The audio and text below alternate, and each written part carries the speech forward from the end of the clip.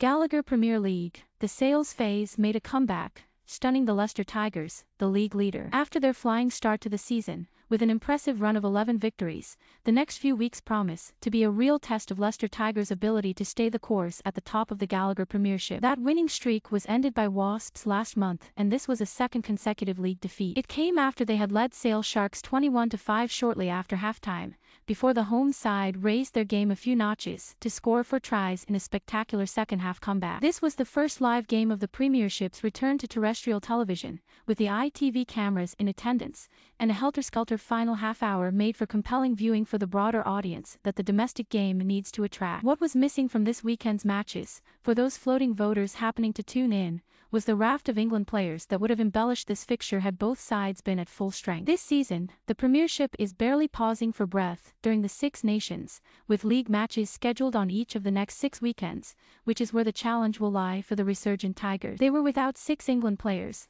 no George Ford or Ben Youngs at half-back, or Freddie Stewart at full-back, while Ellis Genge, Ollie Chessum and Joe Hayes were missing from their pack. When Freddie Burns, the fly half, went off injured in the second half, the Tigers were forced to press Jack Van Poortvliet, the replacement scrum half, into service as an emergency full-back, and Richard Wigglesworth, the 38-year-old player-coach, played a full 80 minutes at number 9. Does this make them victims of their own success, with so many players summoned to international duty? Steve Borthwick, the Tigers' director of rugby, is not the type to look for such excuses, knowing that a considerable portion of the Premiership season will be played out with these absences. It's immaterial, it doesn't matter, he said. This is the squad we have, we crack on. I'm proud of every one of the players that is representing their country.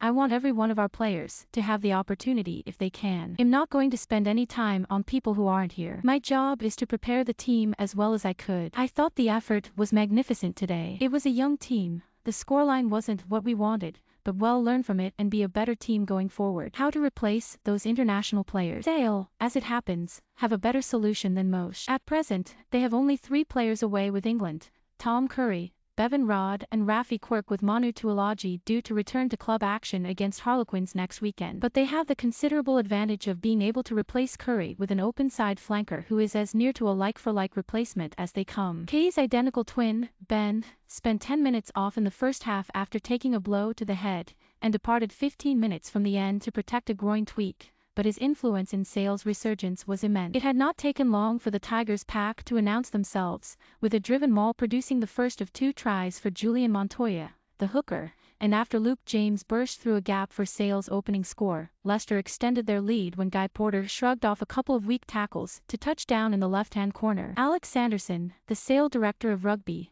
prides himself on his team's defense, and they knew that better would be expected in the second half. There was something missing in terms of our intensity and our physicality and our effort, which is normally synonymous with this team, Sanderson said afterward. There wasn't a technical halftime chat, it was the mental side.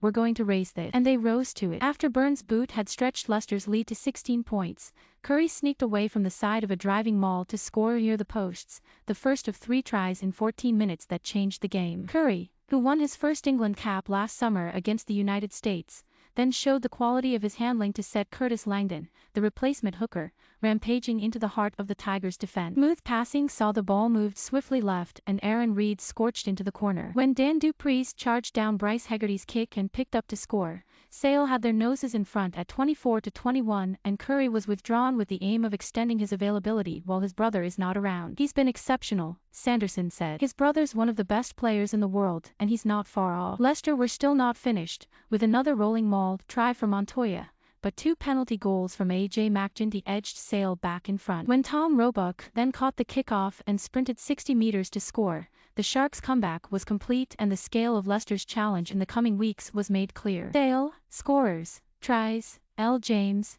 B. Curry Reed, D. Dupreez, Roebuck. Cons, McGinty 2. Pens, McGinty 2. Leicester, tries, Montoya 2, Porter. Con, Burn. Pens, Burns 3. Sale Sharks, L. James, T. Roebuck, R. Dupreez, R. J. Van Rensburg, B. McGuigan, A. J. McGinty, W. Cliff, R. Harrison, E. Ashman, C. Ustazen, J. L. Dupreez, L. De Jager, J. Ross, B. Curry, D. Dupreez. Leicester Tigers, B. Hegarty, H. Potter, M. Scott, D. Kelly, G. Porter, F. Burns, R. Wigglesworth, J. Whitcomb, J. Montoya, D. Cole, H. Wells, C. Green, G. Martin, T. Reffell, J. Wees.